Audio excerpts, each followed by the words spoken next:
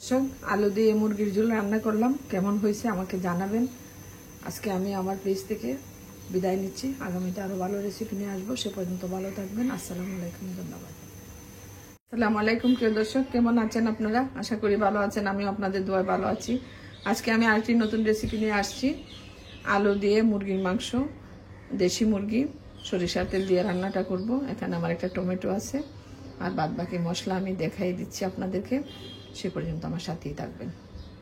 আমার মশলা আছে 1 কাপ পেঁয়াজ, 1 টেবিল চামচ রসুন, 1 টেবিল চামচ আদা, হলুদ, মরিচ, ধনে, দারচিনি, এলাচি আর জিরা আর তেজপাতাটা দিব। তেজপাতাটা এখানে দেখাইনি আমি। আসুন তাইলে আমরা রান্নাটা করে ফেলি। সে পর্যন্ত সাথেই থাকবেন। ফ্রাই প্যানটা গরম হয়ে গেছে, আমি তেলটা দিয়ে দিচ্ছি। আমি সরিষার তেল দিব, এটা ঘানি ভাঙ্গা তেল। 1/2 কাপের উপরে দিব তেল, বেশি দিলে আবার ভালো লাগবে না।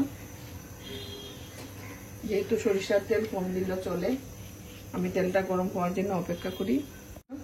তেলটা গরম হয়ে গেছে, আমি আলুটা দিয়ে দিব। আমি আলুটা একটু ভেজে নিই।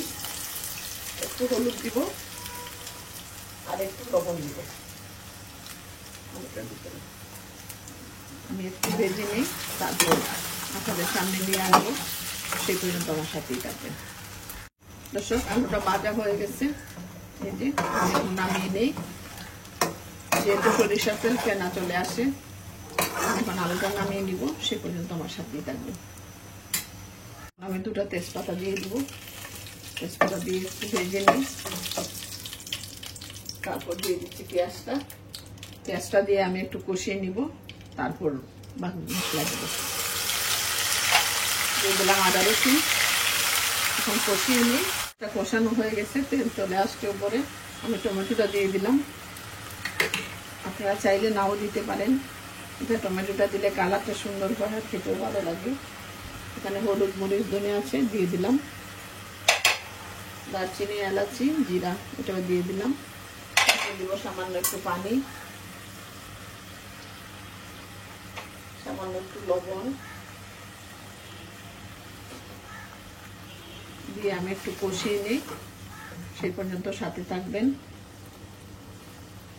মশলাটা কষানো হয়ে গেছে, দেখেন কত সুন্দর লাল লাল হয়েছে। এটা সরিষার তেল দিয়ে রান্না করলে লাল লাল হয়। এখন আমি মাংসটা দিয়ে দিব। আপনারা অবশ্যই আলুটা ভেজে দিবেন, কালারটা এত সুন্দর হয় যে আর বলা যায় না, এত সুন্দর কালার হয়। এখন আমি ঢাকা দিয়ে দিব।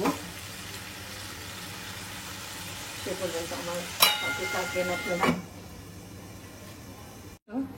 আমি দেখি আমার রান্নাটার অবস্থা, রান্নাটা কেমন এখন হয়েছে। আস্তে আস্তে কষবে, তারপর তেলটা উপরে চলে আসবে। আমি এখন আলুটা দিয়ে দিব। আলুটার সাথে আরো কষাবো। আমি আলুটা দিয়ে দিলাম। আপনারা এভাবে ভেজে রান্নাটা করবেন, দেখবেন খুবই ভালো হবে। আলু না বাইজা দিলে তরকারির কালার নষ্ট হয়ে যায়, সেজন্য আমি আলুটা ভেজে দিছি। আমি ঢাকা দিয়ে দিব। সে পর্যন্ত আমার সাথেই থাকবেন। রান্নাটা কষানো হয়ে গেছে,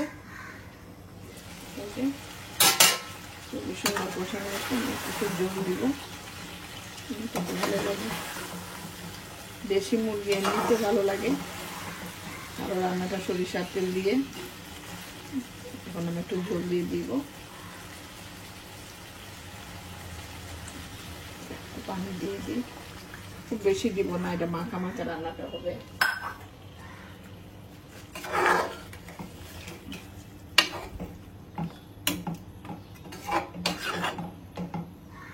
আমি এখন ঢাকা দিয়ে দিই। সে পর্যন্ত অপেক্ষা করবেন। দর্শক, আমি চুলাটা বন্ধ করে দিলাম। এই দেখেন আমার রান্নাটা, আলু দিয়ে মুরগির ঝোল। আমি এখন পরিবেশন করে আপনাদেরকে দেখাবো। সে পর্যন্ত সাথেই থাকবেন। দর্শক, আলু দিয়ে মুরগির ঝোল রান্না করলাম। কেমন হয়েছে আমাকে জানাবেন। আজকে আমি আমার পেজ থেকে বিদায় নিচ্ছি। আগামীতে আরো ভালো রেসিপি নিয়ে আসবো। সে পর্যন্ত ভালো থাকবেন। আসসালামু আলাইকুম, ধন্যবাদ।